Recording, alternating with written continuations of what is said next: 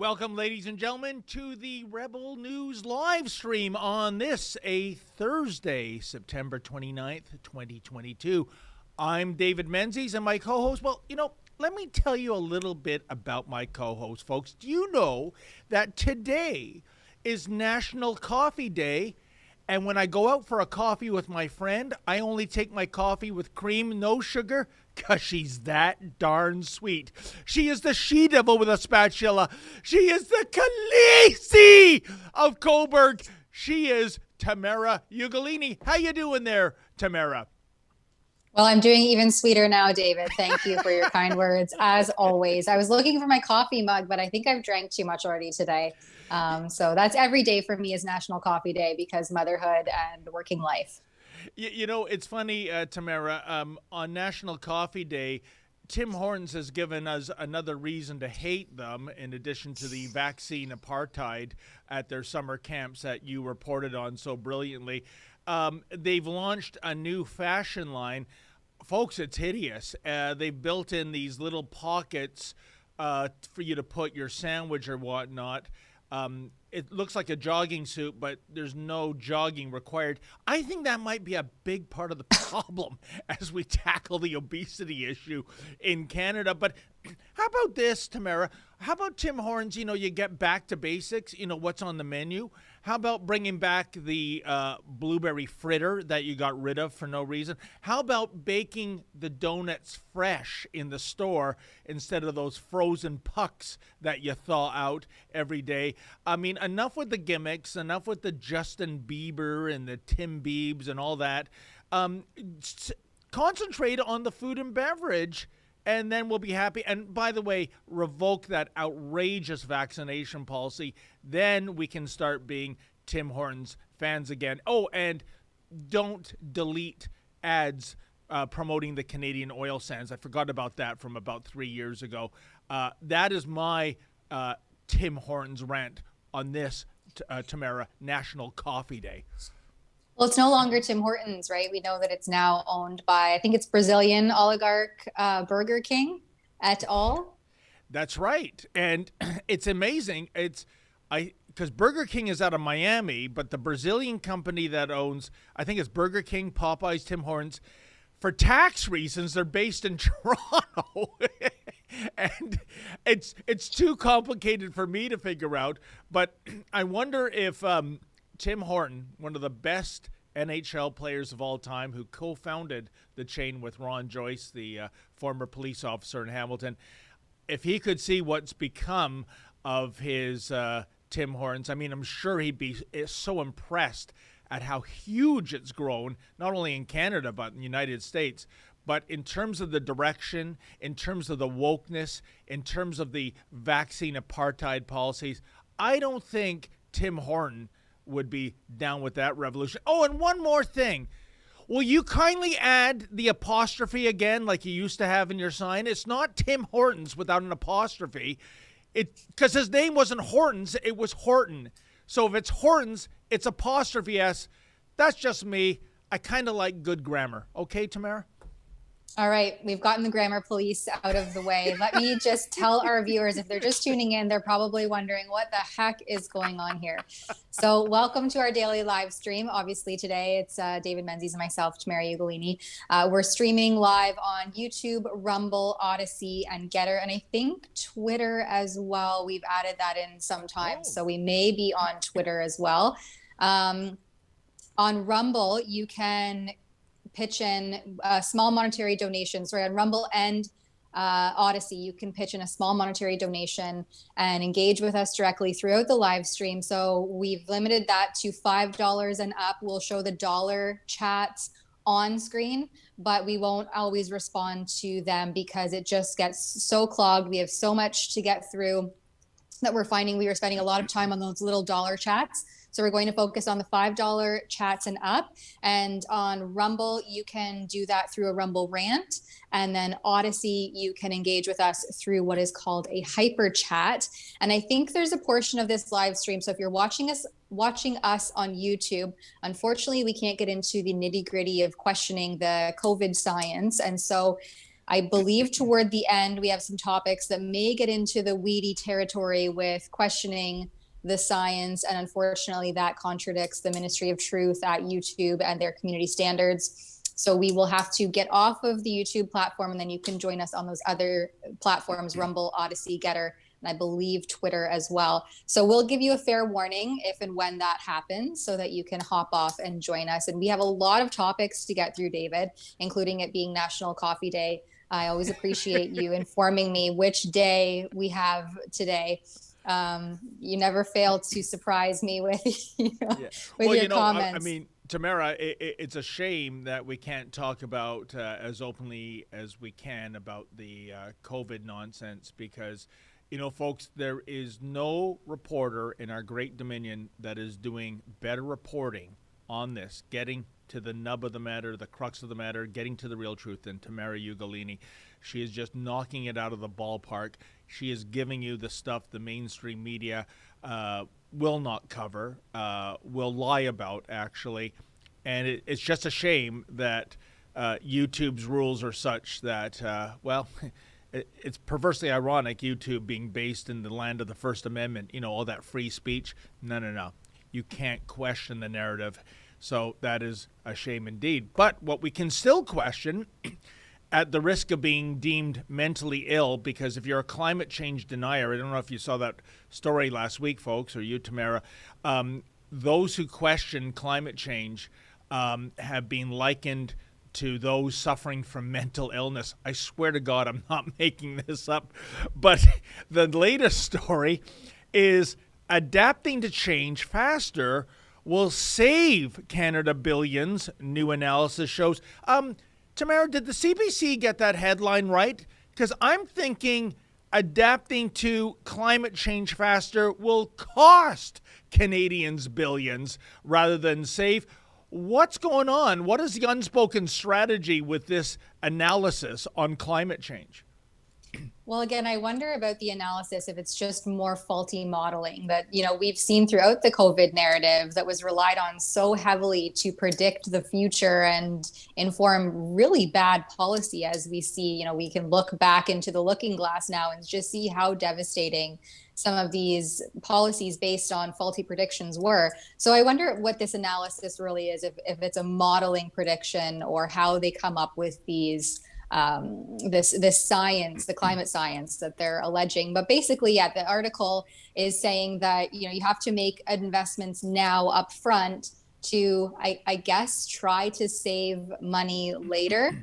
The whole thing says here, I guess it's about 3/4 of the way down, they say, if we do nothing more to adapt in anticipation of more severe weather, the economy will take a $25 billion hit in 2025, rising to between $78 billion and then $101 billion by 2050. And so I'm not sure where exactly it says it in the article, but basically, right toward the end, adaptation can include seawalls to protect low-lying communities, laying down temperature-resistant asphalt, or upgrading or burying critical power lines. I mean, I don't disagree with some of the merit of what they're saying here, but it always comes back down to me, and you've covered this, some of these protests recently, David. Yeah. Are they conflating climate with weather? Of course they are. You are speaking of the last climate change protest, which was at Queen's Park in Toronto. It's 7 young ladies. I think it's almost like a beauty competition for them to become Canada's Greta Thunberg.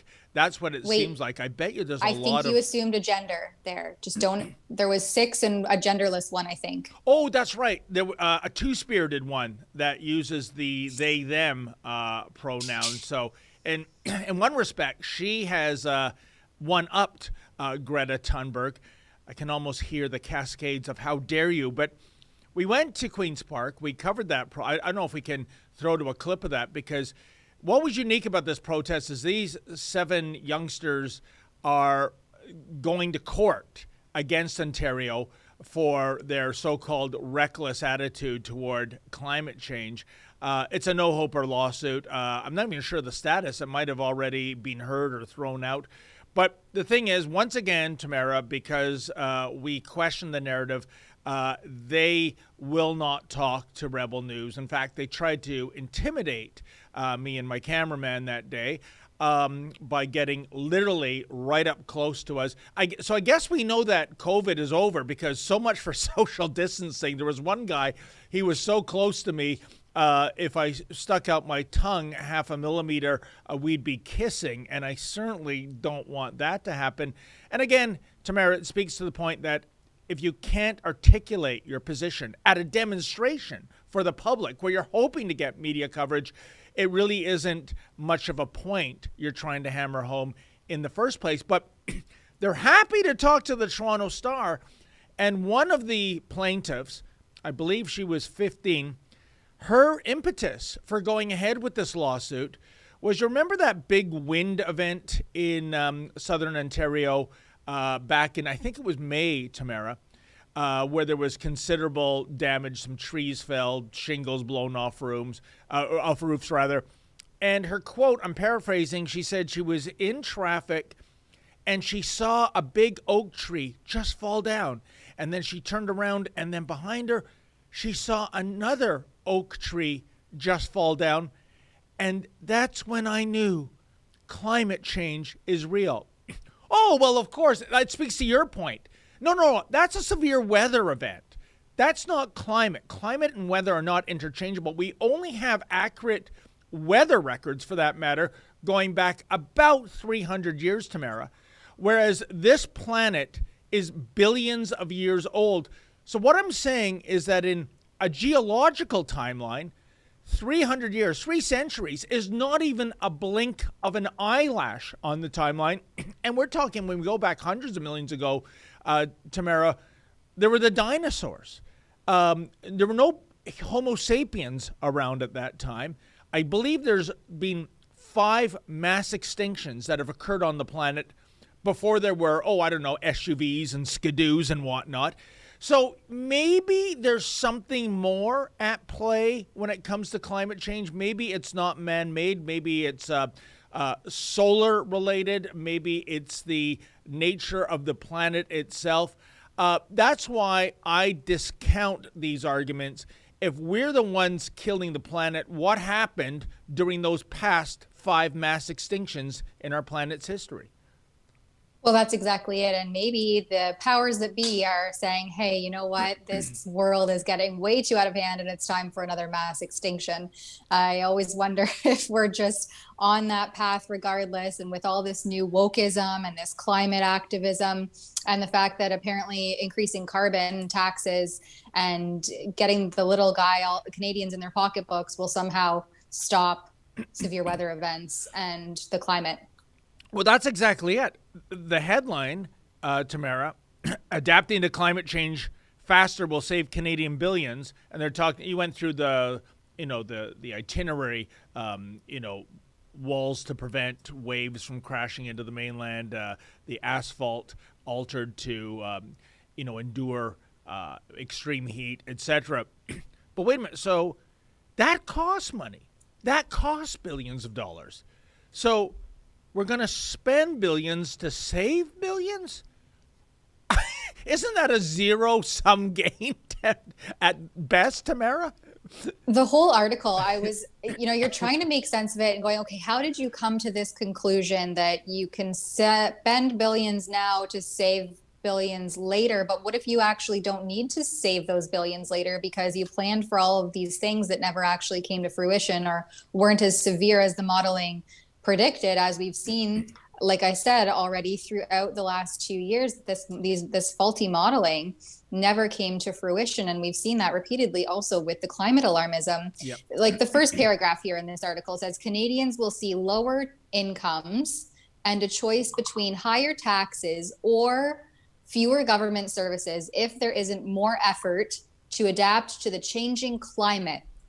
A new report from the Canadian Climate Institute warns. I mean, I'm looking at this sentence and it seems like a bit of a threat, right? Get serious about climate change or else you'll see lower incomes and a choice between higher taxes or fewer government services.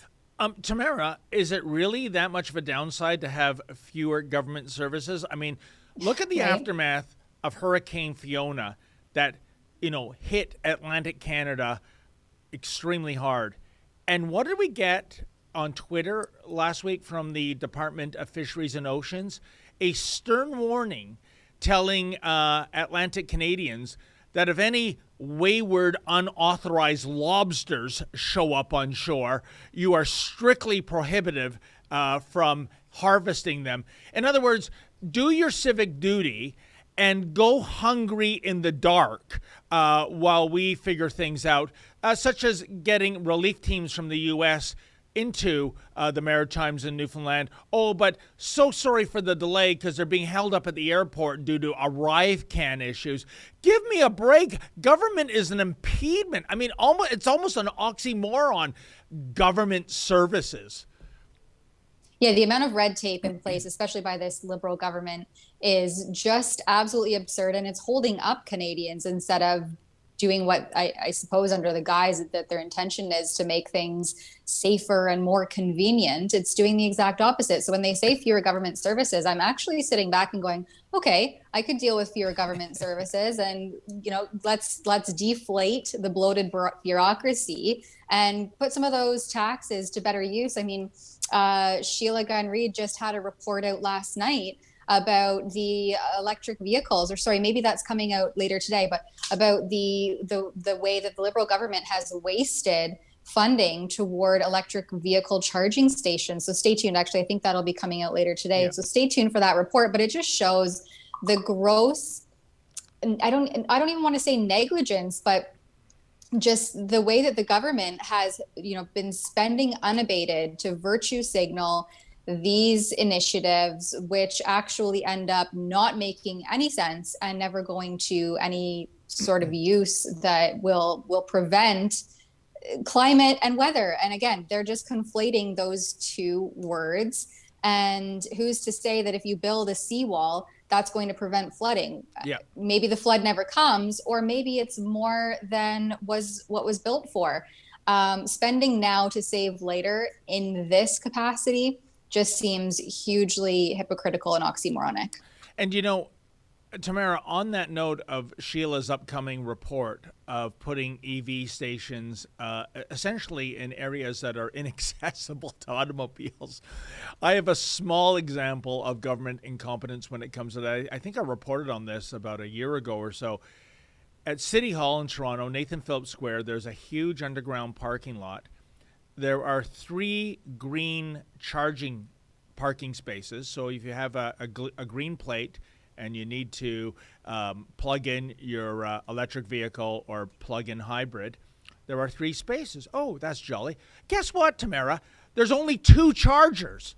I mean, this is the extent of government incompetence. Could you imagine that happening in the private sector? They set 3 spaces aside, but there's only 2 chargers. So that third space is useless, much like many of the bureaucrats in the Twin Towers at Nathan Phillips Square themselves. Unbelievable. And I think we have another story coming up. Maybe this is related to climate change. Maybe it isn't. But before we get to it, we have a commercial. So, folks, check out this, and we'll be right back.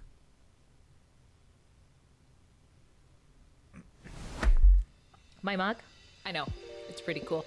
So is this hoodie I got on, and you could have it on too if you check out our special website at rebelnewsstore.com. That's where you can see Freedom Focus hoodies that we have for you, beanies, cell phone cases, you name it, all while supporting our journalism, where we fight to bring you the other side of the story, as opposed to, being forced by the Trudeau government to fund leftist media out of your taxes. The truth is, without you and your generosity, there is no Rebel News. So again, if you like the reports that we bring you and that we also fight for freedoms in Canada, please consider doing some shopping, picking up some swag at rebelnewsstore.com. We appreciate your support. There you go. Our beloved colleague, Drea Humphrey, looking so resplendent. And another Rebel News store item here. Freedom isn't free. I think that's one of our top sellers. It's a good shirt, and we have new swag coming out soon as well. So always stay up to date by just heading up rebelnewsstore.com. I think we'll have some new codes as well for discounts in the days to come. We were going to touch briefly with the climate change alarmism and inflation and the taxing to help offset carbon emission, I guess, is the goal. What they're dealing with in Australia, where they're skipping showers and meals just to try to stay afloat because of the cost of living crisis. So I think here it says that the welfare payments must be increased to help Australians struggling to survive the cost of living crisis, according to the Australian Council of Social Services. People were skipping showers to save on water and even skipping meals in order to pay rent. And this isn't I can't say the word right now, David. I still can't say it. Should I let you continue to struggle? An anomaly. Thank you. Anomaly. Thank you. I guess I had too much coffee. I'm just getting so excited here on National Coffee Day that I can't even pronounce words. But, Tamara, I find this to be an extremely sad story. I've always maintained the two most overlooked, underrated luxuries in life are A, getting enough sleep, and B, showering, having a nice hot shower. And believe me, if you deprive enough people of those two luxuries plus meals, you're going to have really agitated, angry, miserable people. Really, lack of sleep, no shower, cutting back on meals. That's a prescription for rage. And yet it's appalling that people are being put in this position. The headline on yesterday's Toronto Sun, Tamara, was that food bank usage here in Canada, in our Dominion, has tripled 300%. Just think of that, Tamara. These are Canadians that could waltz into a Sobeys or a Metro in a year ago and pay for their groceries and waltz out. And now they don't have enough money because of the inflation. And here is the added tragedy. I'm not sure if there's an Australian angle here, but at least in our backyard, we know that we are landlocking literally trillions of dollars of energy in terms of canceled pipelines, not giving out leases to drill. And this is just so win-win in terms of our energy sovereignty and helping out our European allies by sending them liquefied natural gas to protect them from an inflationary rate that is going to be off the charts come this winter, assuming you can get home heating fuel, which is now a worry because of some of the most recent items in the news. But again, this is a failure of leadership. This is despicable that Australians have to skip showers. And I understand it gets pretty hot in Australia. You probably want to shower, as much as possible when the heat kicks in. And meals, Tamara, it is just despicable. It really is. And that's why I say, this isn't exclusive to Australia. This is happening here in Canada and all across North America. And I think really any country that imposed such that heavy-handed lockdown of the economy early on in 2020 and all throughout the last 2 years, economists warned back then, this is going to have repercussions and it's going to look like supply chain shortages and inflation.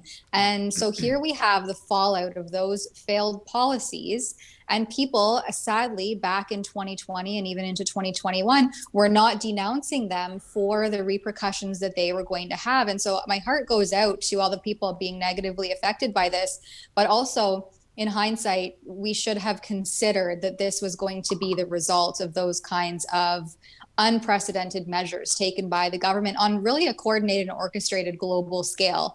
And so I think you see those countries who most strongly impose that onto their countries are the ones who are struggling the most now. And it's not the bureaucrats up in their ivory towers who are struggling. No, it's just the everyday hardworking Canadians who can't keep up with the rising cost of inflation with record amount of taxes. You hear now Canadian mothers and especially single mothers and single household families who are like cutting back on the lunch items for their kids going to school. I mean, this is devastating poverty that we're seeing now in first world countries, and is very concerning that we're living this era of inflation. We do have a super chat here that I just want to get to before we move on. Annalisa 1964 gives $10. Thank you very much. Thank you. Hello, Tamara, and a big hello to my sweet Menzies. I've missed all of you. There you go. You're sweet to someone else too, Menzies. Well, Annalisa is a very sweet lady indeed. Maybe one day when I'm in Alberta, I'll bump into her and thank her personally. But thank you so much for that kind donation. But to add to your point too, Tamara, look at our biggest ally. I mean, we've been burdened with the Justin Trudeau Liberals since 2015. But go back a year and a half ago when Donald Trump was still the president of the United States. There, you had in America for the first time in 70 years energy self-sufficiency because of fracking. In fact, America was exporting oil, if you can imagine. You had low interest rates still.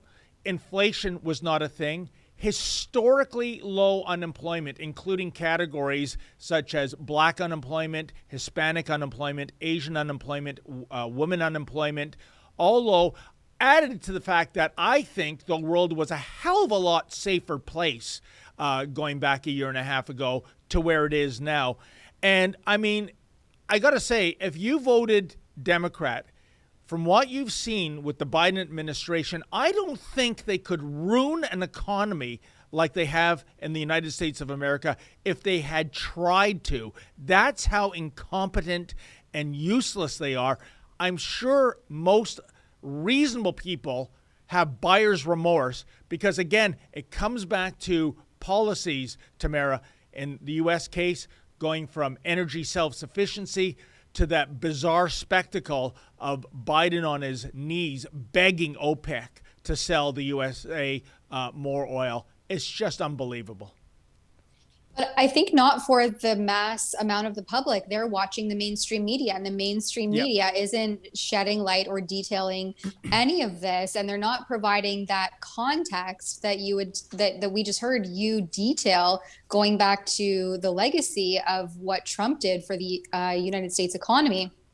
They don't get that information from the mainstream media, and sadly, the vast majority of people are still, dedicated true believers that the mainstream media is giving them accurate reporting. And so, unless you're a critical thinker, you're seeking out your information from alternative sources. Sadly, you are still caught in that echo chamber of not questioning what you're being fed and thinking that these brave, fearless leaders are acting in your best interest. I think it's going to take really devastating circumstances for people like that to really awaken from their slumber and say, hey, wait a minute, this isn't making sense. And we're starting to see that now with the inflation, with the rising cost of living. Many families are really struggling, including Tamara, myself. Yep. No, we see the cost of things at Costco. It is insane.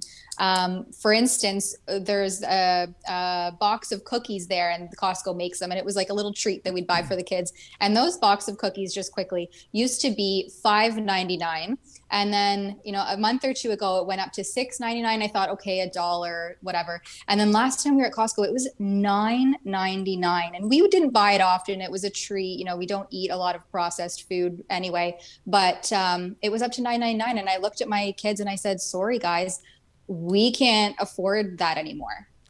And Costco, of all chains that you mentioned, Tamara, they are known for superb value.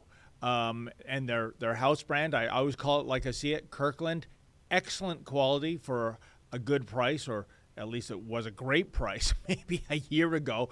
But these are factors out of Costco's bailiwick to control because of, what we've done in terms of, the taxes. If you look at carbon tax, when we nail farmers and industry and truckers with these costs, they got to be passed along. And we are seeing the end result of that. And then you look at interest rates going up. Look what that's done to the housing market. And I think they're going to continue to go up, Tamara. Again, it's all the more reason we need regime change. And to speak to your earlier point, you're 100% right. The media in the U.S., and especially in Canada, they've become the propaganda arms of the Biden administration and the Trudeau Liberals. There's no other way to say it.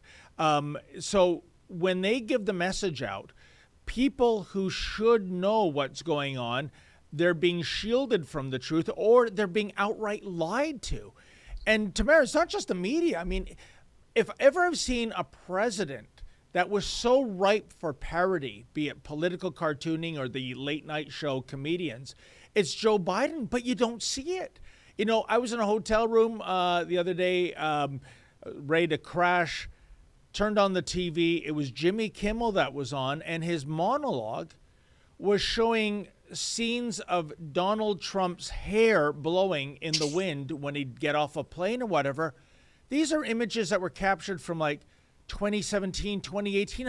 I'm yelling at the TV, buy a calendar. What about this president that's walking around? He doesn't even know what room he's in. He doesn't know what planet he's in the solar system. But we dare not mock this easily mockable individual for political reasons. It's despicable, Tamara. And we've seen even comedians are not immune to the cancel culture. So I think that people are truly scared to be canceled, and so they know the certain they have to toe that certain line. And if they sidestep it or go any way off of that narrative, then they run the risk of being canceled. And that is the unfortunate world that we currently live in. And I mean, look at us. We even have to self-censor what we say on YouTube because we risk getting canceled by a platform that we've built a huge following on and don't want to just abandon or leave behind. So in order to stay afloat here, we have to self-censor. I mean, that is the twilight zone that we are currently living in. And I am just shocked that this is the country that I knew even 5 years ago. It's changed so drastically. And I'm not sure how we get back from that. Are we starting to see the pendulum swing now under Polyev, and the trucker convoy, who've made it more socially acceptable to start to speak out with your real opinions in terms of what's happening? I hope so. Tamara, I was guest hosting the Ezra Levant show last night. My monologue was about the 50th anniversary of Game 8 of the Summit Series between Canada and the USSR, which was yesterday. That was the date where Paul Henderson scored that historic goal in the dying seconds of Game 8 for Canada to come back and win the series. And, it was far more than an 8-game exhibition hockey series between the USSR and Canada. It was us versus them, communism versus capitalism, democracy versus tyranny. And my point, Tamara, is even though it was just 10 years old at the time in 1972, how much freer are we as Canadians in 2022 under the Justin Trudeau Liberals? I ask that because the USSR was all about tyranny. We were all about democracy. And yet, what have we seen in recent months? Canadians' bank accounts being frozen because they donated to a politically incorrect charitable cause.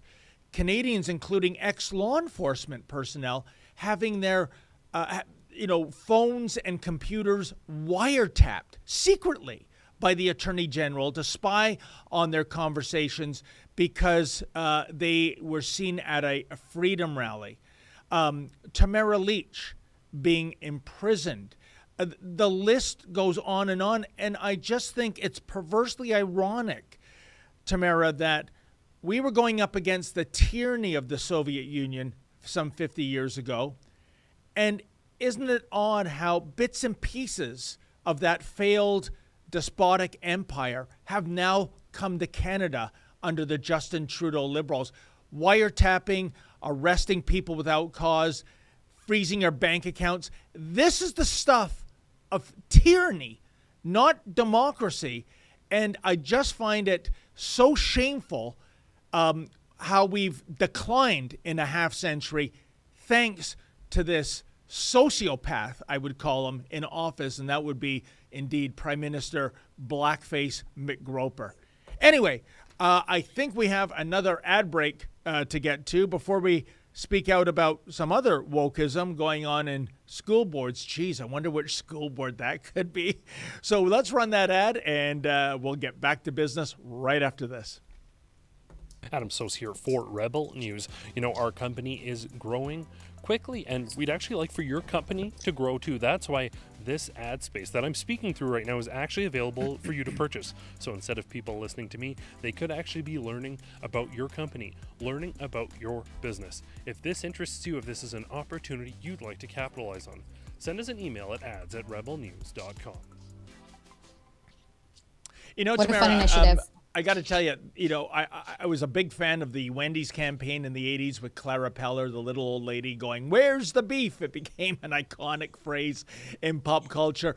I never thought I would live to see the day where we have a shirt called not "Where's the beef," but "Free the beef," meaning that there's these draconian regulations that farmers are subjected to.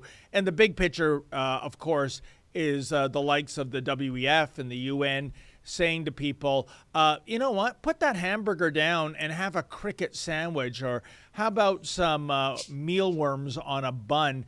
Tamara, it is, oh, by the way, not that Klaus Schwab is going to stop eating that filet mignon in the back of his stretch limousine, that chauffeur driven. Doesn't that say so much that where's the beef morphs into free the beef?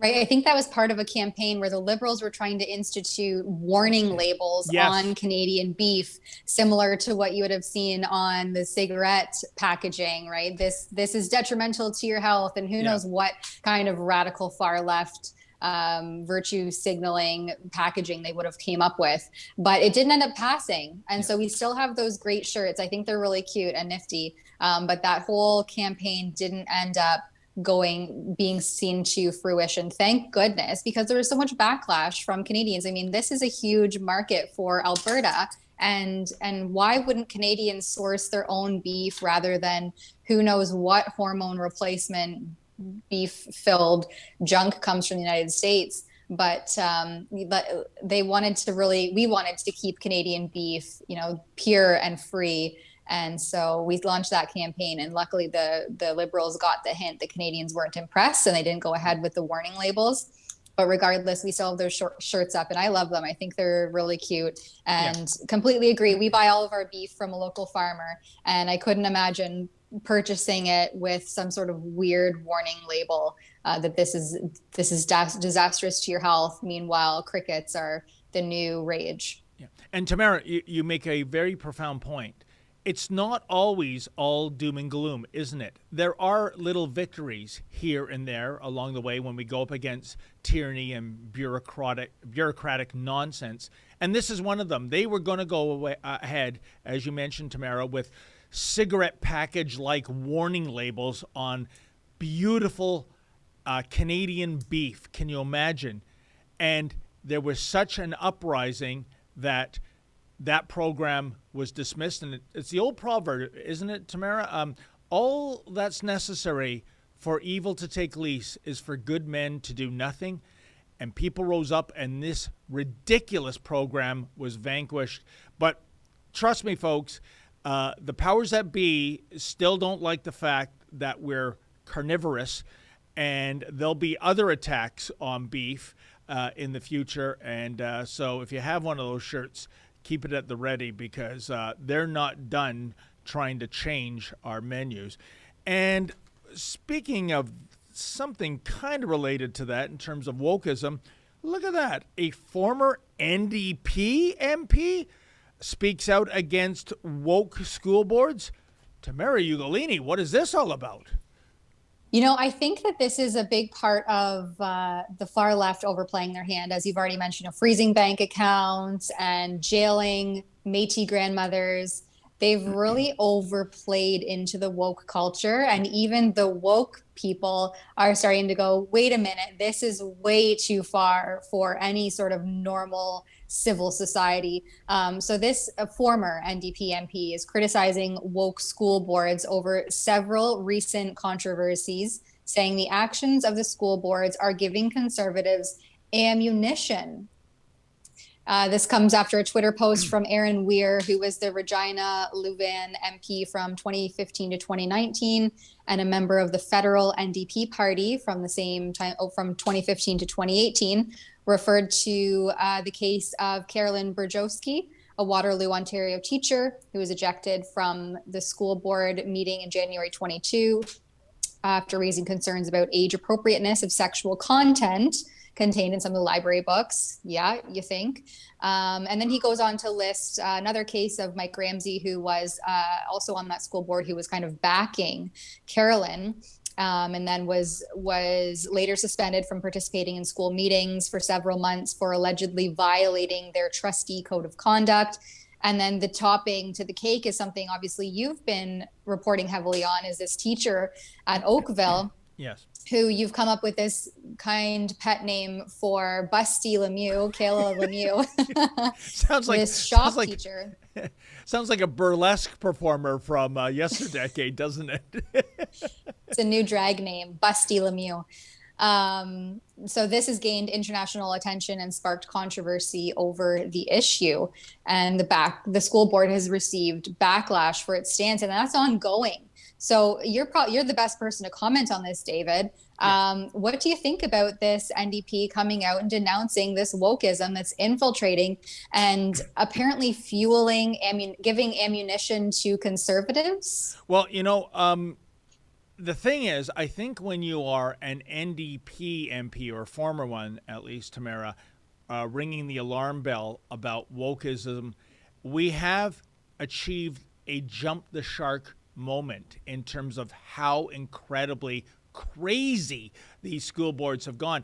You mentioned Busty Lemieux at Oakville Trafalgar High School. If you're not aware of the story, folks, and I can't believe you would be unaware, because it's been getting publicity for all around the world, Australia, India, the UK, you name it.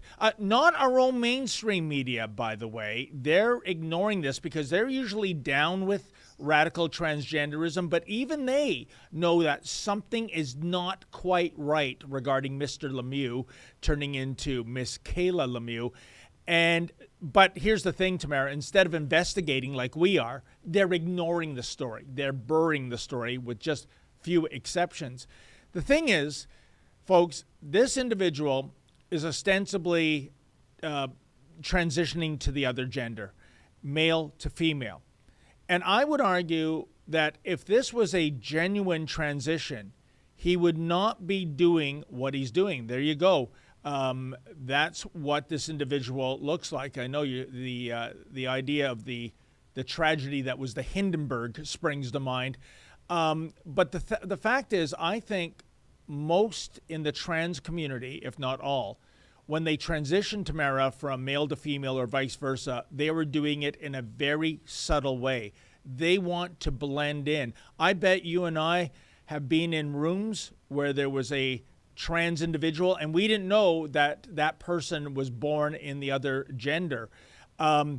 This guy is doing something that is so over the top. It's like an outlandish drag queen show, if you will.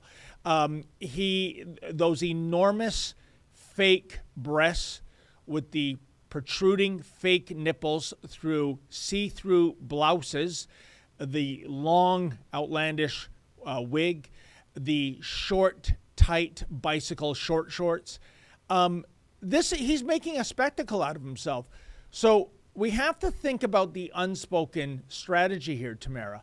I don't think this is someone who is transitioning in a genuine fashion.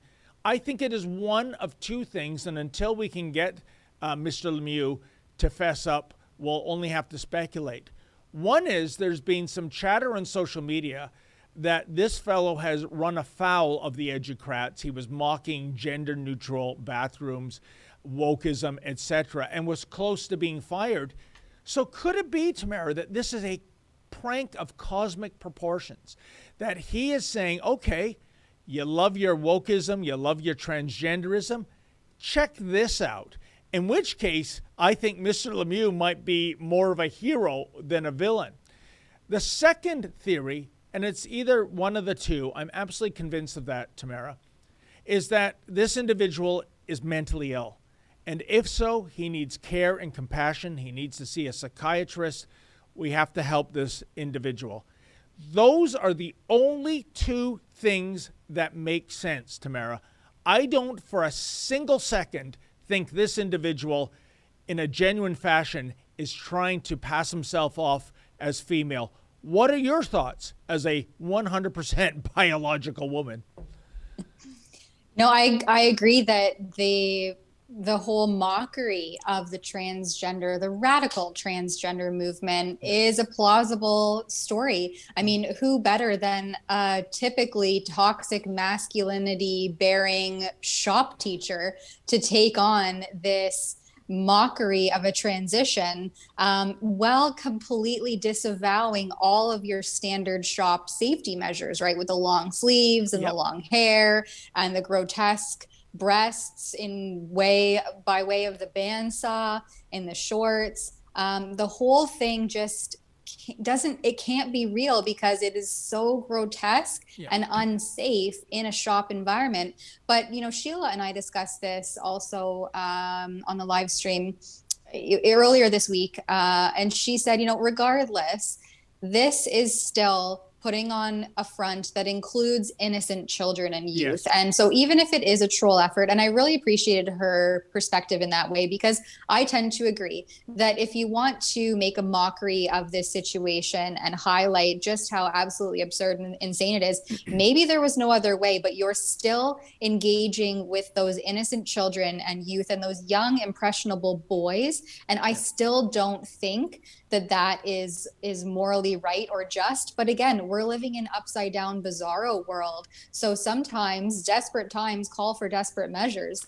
There's no other logical explanation here. You're 100% right, Tamara. And here's the problem for Mr. Lemieux. If this is indeed a prank on the school board, he cannot come clean. If he does say, you know what, this was just me getting back at your Wokism, he will be, first of all, fired with cause. Secondly, the people that are already upset with him will remain upset. But the, transgender mafia community, as I call them, the LGBTQ people, they will go to DEFCON 4. They will go to war because they're defending this. And if they find out they've been mocked, that this was a ruse, a sham, a con, they will do everything in their power to cancel this guy, as in forever. So I think if it is a prank and he feels that he's made his point, the only way out for him is to, again, pluck something from the woke community, which is, well, yeah, I was transitioning to female, but guess what? I'm actually discovering I'm gender fluid, so I'm going back to being a male for a time. I might be a woman later, and maybe a smaller-breasted woman, but for now, I'm a male. He can, if it is a prank, I'm saying, Tamara, he cannot fess up. And the second thing is, I'm not a woman, but I've been told by my female friends that if you had a woman who developed breasts that large, unless you were in the adult entertainment business or a stripper, you are going to get those surgically reduced just because of the inherent back pain. And I would even argue those in the, the sex trade business that are using those as a selling point, once their career is over, they get them reduced too. Is there any truth to that, Tamara? Yeah, well, exactly. This is definitely has to be into fetish country because there's no other, like I already said, logical explanation for that grotesque theater of womanhood. No real woman would ever want to have such grotesque melons hanging off the front of them. There's no way that can be good for your posture. And so it has to be a mockery or, again, this weird perverse fetish that you are now cosplaying with innocent young males. It's just so gross, the whole thing. But back to this article where the NDP MP speaks out, the former NDP MP. The last paragraph says, across Ontario, a growing number of candidates who say politics and ideology should be kept out of classrooms are running for school board trustee positions as the October 24th municipal election date looms. And that's been my experience on the ground speaking to people, is that so many individuals are so fed up with how far left radical these people have become, and this indoctrination has become infiltrating into our systems, that they're starting to stand up and speak up and run for these positions. So I think that we're heading into the municipal elections. We're going to see those people who are saying enough is enough, and we're taking now this into our own hands and running as trustee or in the municipal council.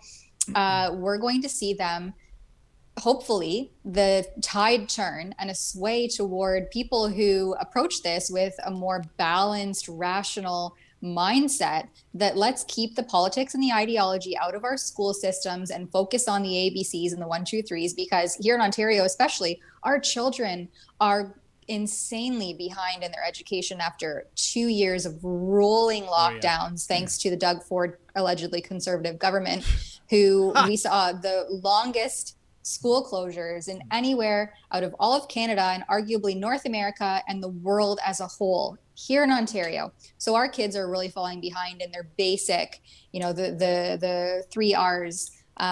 So we need to focus on that and get this radical far left wokism out of the schools. Absolutely.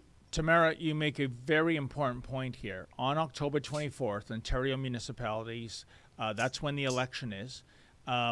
Here's the thing. The turnout will be brutally low, par for the course. I never understand that, Tamara, because the government that affects you most directly as a citizen is the municipal government. They're the ones picking up the trash, running the waterworks, plowing the roads, fixing the potholes. Why wouldn't you have an interest on the decision makers there? But even worse is school board trustee. Many people don't even bother to vote, even if they're in the voting booth. They're not paying attention. And yet these are the people that have control over your children.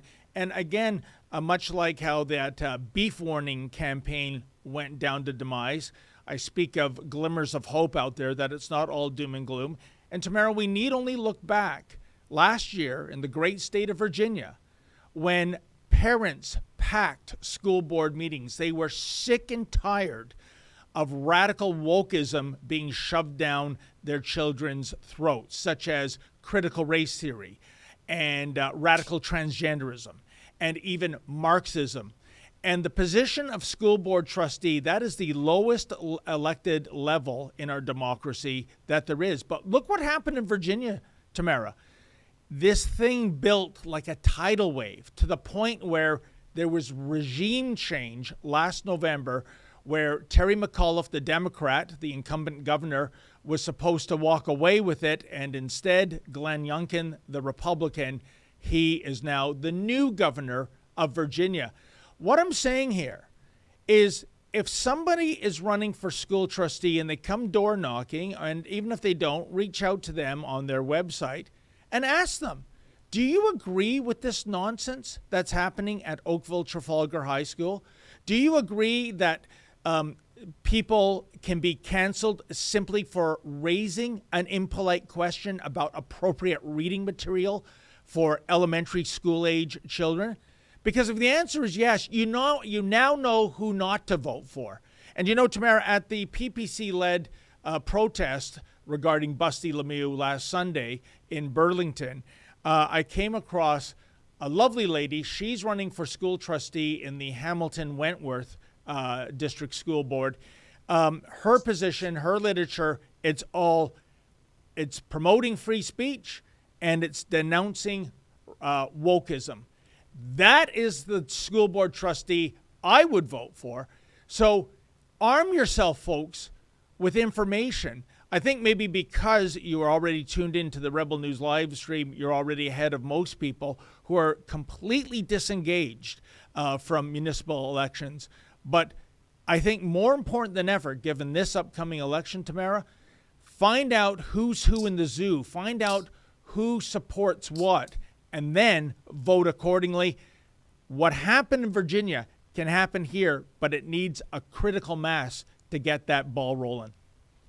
Well, and I think we're starting to see that reality check coming, as we've already touched on the inflation and the financial harms being thrust onto Canadian families. And now this story out of Oakville, Trafalgar, I think people are starting to see, you know what, we've been passive for way too long and we need to start paying more attention and getting involved. So I hope we're starting to see that now. And that election's coming up in less than 4 weeks. So I guess we'll find out more then. But we are running out of time. We're 4 minutes away from 1 o'clock. So let's just get to this video because we had it in the headline of Italy's new conservative prime minister sharing her take on French Prime Minister Macron after he called Italians disgusting. Oh, jeez. Emmanuel Macron. Emmanuel Macron ci ha definiti vomitevoli, cinici, irresponsabili. E qui la stampa italiana a dire, hai visto che ha detto Macron, che siamo irresponsabili. Vergogna. Irresponsabili Emmanuel Macron sono quelli che hanno bombardato la Libia perché gli dava fastidio che l'Italia avesse un rapporto privilegiato in campo energetico con Gheddafi, esponendoci al caos migrazione nel quale ci troviamo. Cinici Emmanuel Macron sono i francesi che mandano la gendarmerie a rispedire indietro qualunque immigrato tenti di passare il confine a Ventimiglia. Ma soprattutto, perché le cose vanno raccontate come si deve, vomitevole è chi... Buono, che lo vuoi tu?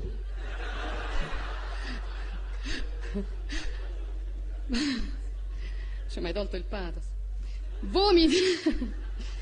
Vomitevole è chi, come la Francia, continua a sfruttare l'Africa stampando moneta per 14 nazioni africane sulle quali applica il signoraggio, facendo lavorare bambini nelle miniere, estraendo materie prime come accade in Niger, dove la Francia estrae il 30% dell'uranio che gli serve a far camminare le centrali nucleari e il 90% dei nigerini vive senza elettricità.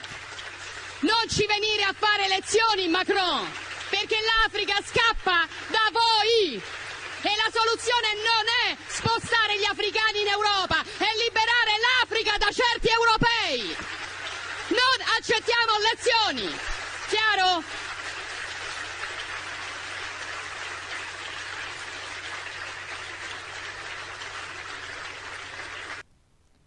Wow, Tamara, I love this woman. She reminds me of an Italian version of Margaret Thatcher during the 1980s. And for Mr. Macron, he should be aware when it comes to denigrating others. Well, what's that old joke, Tamara, about France? Why are there so many tree-lined boulevards in France? Do you know the answer to that question?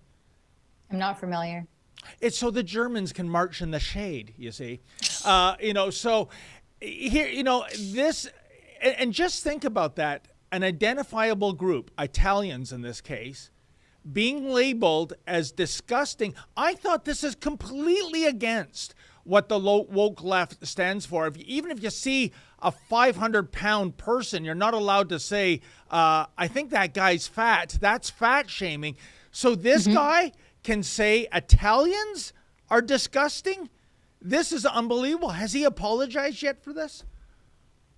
Yeah, I don't believe so, but it sounds a little bit racist and maybe even perhaps xenophobic to me. And I think that the Italian PM is just an absolute powerhouse. That speech, I mean, the Italian language, that kind of speaks for itself. She can get really intense there. But the power behind her speech and the words, and I hope that the translation is on point and accurate. But I find it really funny that there's no one from the woke left congratulating this first female prime minister on her new role. No, because they're all running scared because she's calling a spade and denouncing these policies that these other prime ministers are instituting while simultaneously criticizing Italy for theirs. So I love someone who can attest to what they're doing with sound evidence and context to back it up, as she was saying about the way that that France is treating Africa.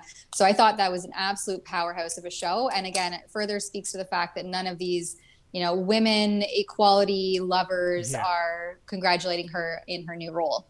Tamara, has Prime Minister Blackface McGroper congratulated her yet? I think as of yesterday, I don't believe he had sent words of congratulations. I don't know if anything's changed since I went to bed last night, but I don't think so. I would say to Prime Minister Trudeau, this is somebody who would be part of the deplorable fringe, that he denounces, given her politics. How shameful. Yeah, the she session lover has not made any comment announcing or congratulating the new Italian prime minister. So with that, though, we're at 1:01 and we have a couple super chats to get through. So I'm just going to read through them really quickly. Angel of Sorrow gives $5. Thank you very much. The carbon/climate taxation is obviously just a cash grab. They complain about the strain on the electric grid, but then they build thousands of charging stations that will increase demand for fossil fuels to power the turbines to meet those demands. Then they'll still complain about fossil fuels. Well, yeah. You know what, Tamara, I had a monologue about the so-called EV evolution, and I'm not against EV vehicles, but we have to keep in mind one of the reasons why 4 out of every 10 new car releases are now fully electric. It isn't because of what the market's demanding in a free market economy. It's because of government regulation. Case in point, California in 2035, it's not that far away, it will be illegal to sell an internal combustion engine in that state. Do you know, Tamara, there's 14.2 million vehicles in California.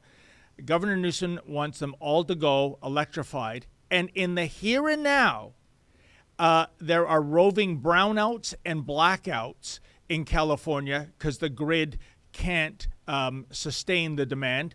Secondly, California has one remaining nuclear power plant. Reactor number 1 is getting shut down next year. Reactor number 2 is getting shut down in 2024. So they're actually reducing the power capabilities as they're increasing the demand on the grid. I think California is going to be a disaster come 2035, Tamara. And it's so shameful that I think it's about 17 states, the likes of New York State, Washington State. So, of course, blue states are looking at mimicking California's 2035 deadline for the internal combustion engine cars. This is insanity, Tamara. Mm-hmm.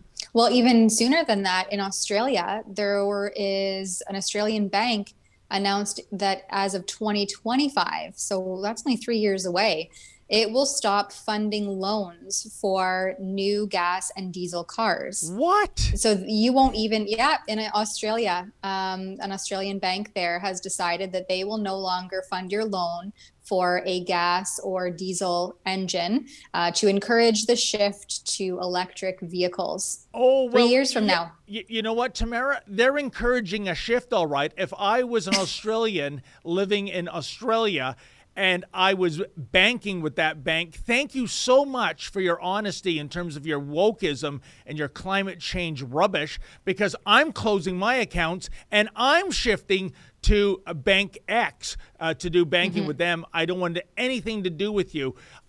We should follow that story and see if this, banking is all about the bottom line, isn't it, Tamara? And we should see if this is going to lead to an influx of new customers or, what I suspect, people closing their bank accounts en masse. Let's hope it's the latter. Yeah, I really hope that, I wish that people would do stuff like that, because money talks. If you take your money elsewhere, that speaks louder than any other action or word that you can say.